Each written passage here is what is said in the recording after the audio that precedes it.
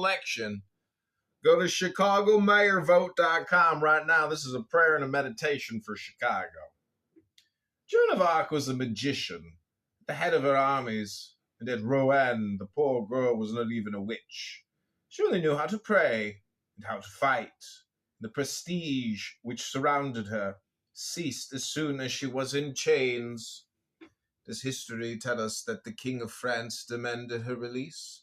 That the French nobility, the people, the army protested against her condemnation?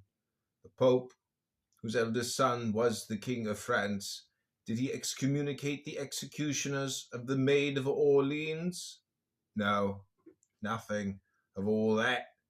Joan of Arc was a sorceress for every one as soon as she ceased to be a magician, and it was certainly not the English alone who burned her. When one exercises an apparently superhuman power, one must exercise it always, or resign oneself to perish. The world always avenges itself in a cowardly way for having believed too much, admired too much, and above all, obeyed too much. We only understand magic power in its application to great matters. If a true practical magician does not make himself master of the world, it is that he disdains it.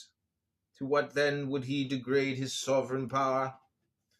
I will give thee all the kingdoms of the world, if thou would fall at my feet and worship me. Satan of the parable said to Jesus. Get thee behind me, Satan, replied the Saviour, for it is written, Thou shalt adore God alone.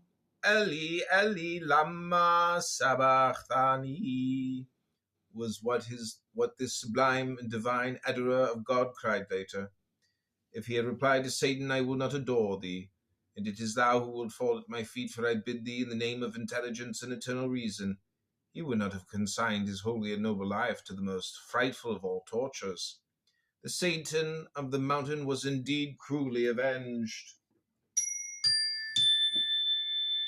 The ancients called practical magic the sacerdotal and royal art, and one remembers that the Magi were the masters of primitive civilization, because they were the masters of all the science of their time.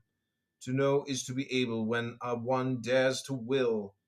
The first science of the practical Kabbalist or the Magus is the knowledge of men. Phrenology, psychology, chiromancy, the observation of tastes and of movement, of the sound of the voice, and of either sympathetic or antipathetic impressions are branches of this art, and the ancients were not ignorant of them. Go, Illinois.